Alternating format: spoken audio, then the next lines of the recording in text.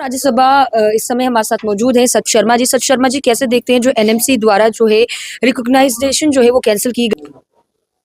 ऐसा है कि कल ही एक रात्रि को लेटर निकला है।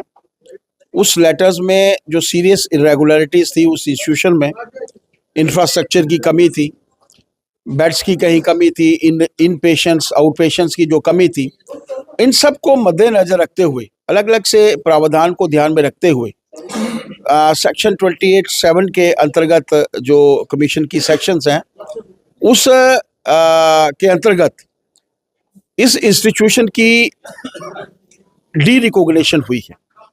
हम लोग एनएमसी का धन्यवाद उनको करना चाहते हैं। उनको मैं मुबारकबाद भी देना चाहता हूं कि उन्होंने समय रहते एक्ट किया।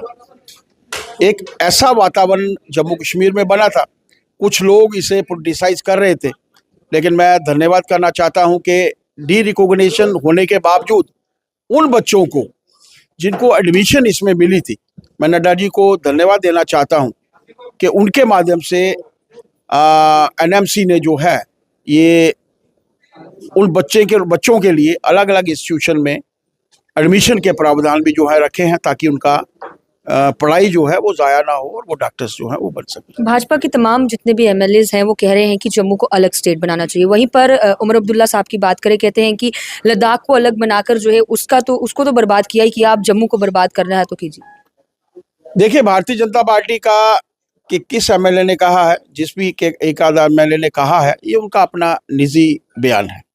भारतीय जनता पार्टी का मानना है कि ये वही कश्मीर है जिसके लिए श्यामा प्रसाद मुखर्जी ने अपनी शहादत दी थी। जम्मू कश्मीर भारत का अभिन्न अंग है, अभिन्न अंग था, अभिन्न अंग रहेगा। भारतीय जनता पार्टी का यही मानना है।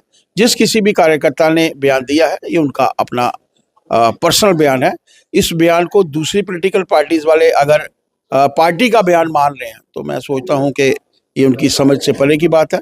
और जो लोग भी इस विषय को लेकर बातें कर रहे हैं, उनको अपनी सरकार की तरफ ध्यान देना चाहिए, डेवलपमेंट की तरफ ध्यान देना चाहिए, और जिस कार्य के लिए सरकार में वो चुन कर आए हैं वो कार्य उनको पूरे करने। जेएनयू यूनिवर्सिटी में जो है एंटी स्लोगन सुनने को मिल रहे हैं देश के प्रधानमंत्री, देश के गृह मंत्री के लिए, उसको लेकर क्या कहें?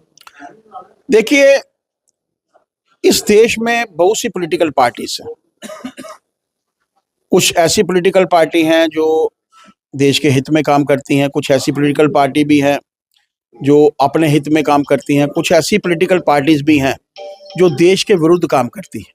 देश के विरुद्ध काम करने वाली वो पॉलिटिकल पार्टी से संबंधित ऐसे लोग, इनके ऊपर कड़ी से कड़ी कार्रवाई होनी चाहिए।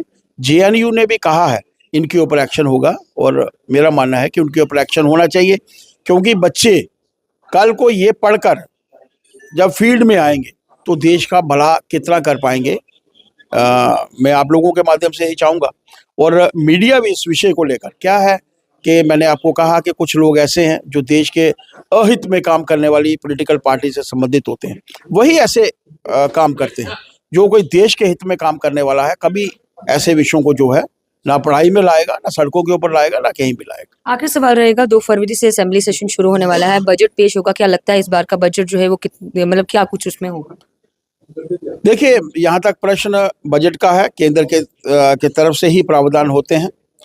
अच्छा रहेगा। हम लोग तो असेंबली में उनको घेरेंगे, क्योंकि जो कोई भी कार्य उनके माध्यम से नहीं हुआ है, और जो ज़रूरत भी है, जो उनके माध्यम से कुछ भी कार्य नहीं हुआ है, उसके ऊपर हम लोग उनको वहाँ भी घेरेंगे और सड़कों के ऊपर भी। बहुत शुक्रिया सर।